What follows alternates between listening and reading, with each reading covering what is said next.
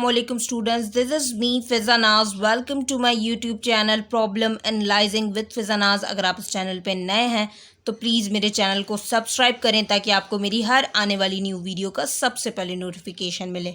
Integral of sine square 2x cos square 2x dx from 0 to π/4 exercise 6.4 class 12 integration chapter number 6 book में आप देख सकते हैं। इसका सल्यूशन है, तो वीडियो स्टार्ट करते हैं। सबसे पहले मैंने क्या किया, यहाँ पर दो फॉर्मूले लिखे हैं। Sine square x equal to 1 minus cos 2x over 2, cos square x equals to 1 plus cos 2x over 2। ये मैंने प्रीवियस वीडियो में भी ये वाले फॉर्मूले यूज़ किए थे।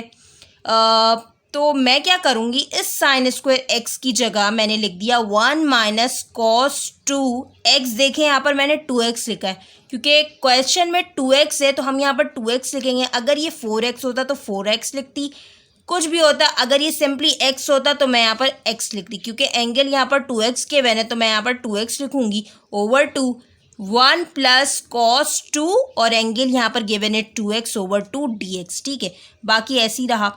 ये हो गया 1 माइनस कॉस 2 2 ज़ा 4x, 1 plus cos 4x over 2 2 ज़ा 4 dx। ठीक है, यहाँ पर मैं देख रही हूँ a minus b into a plus b वाला फॉर्मूला अप्लाई हो रहा है, which is equals to a square minus b square. Here a is 1 का स्क्वायर 1 माइनस फॉर्मूले का b का स्क्वायर है, यानी cos square 4x over 4 dx। ठीक है, अब क्या करूँगी, 1 ओवर 4 को मैंने बाहर निकाल दिया, 1 minus cos square 4x dx। ठीक है, अब 1 ओवर 4 को मैंने दोनों के साथ लिख दिया। किस तरह से, 1 over 4 integral of dx from 0 to π/4 minus 1 over 4 integral of cos square 4x from 0 to π/4।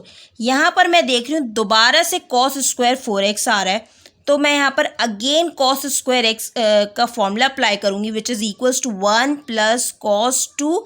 Hair angle is 4x over 2। ठीक है, 1 over 4 integral of dx from 0 to π/4 minus 1 over 4 integral of 1 plus cos 2 4 ज़ा 8x over 2 dx from 0 to π/4। Next page पे आते हैं हम। ये हो गया 1 over 4 integral of dx from 0 to π/4 minus, जब ये 1 ओवर 4 जब 1 ओवर 2 से मल्टीप्लाई हुआ तो ये सिंपली हो गया 1 over 8 integral of dx from 0 to π/4। ये हो गया माइनस, जब 1 ओवर 4 1 ओवर 2 से मल्टीप्लाई हुआ तो ये 1 ओवर 8 हो गया integral of cos 8x dx from 0 to π/4। इस पेज का काम हो गया। 1 ओवर 4 ये भी ऐसे ही रहा, ये भी ऐसे ही रहा। अगर मैं यहाँ देखूँ तो एंगल का डेरिवेटिव जब सामने होता है तो हम उसे इंटीग्रेट करते हैं, तो कॉस 8x का डेरिवेटिव होना चाहिए था। यहाँ पर 8 dx, 8 की कमी थी, मल्टीप्लाई और डिवाइड करवा दिया मैंने 8 से।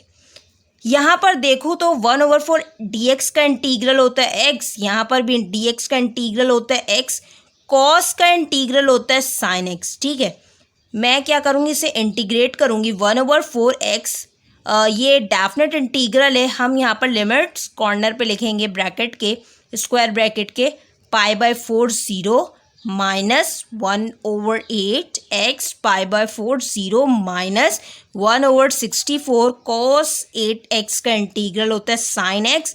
Hair angle is 8x sine 8x π/4 0। ठीक है, अब क्या करेंगे, हम लिमिट अप्लाई करेंगे। सबसे पहले लिमिट को किस तरह से अप्लाई करते हैं, अपर लिमिट में से लोअर लिमिट को माइनस कर देते हैं। यानी पहले x की जगह मैं π/4 लिखूंगी, फिर बीच में माइनस का साइन और फिर x की जगह 0 लिखूंगी। ठीक है, 1 over 4 π/4 minus 0 minus 1 over 8 π/4 minus 0 minus 1 over 64 sine 8x की जगह π/4 माइनस साइन 8x की जगह 0।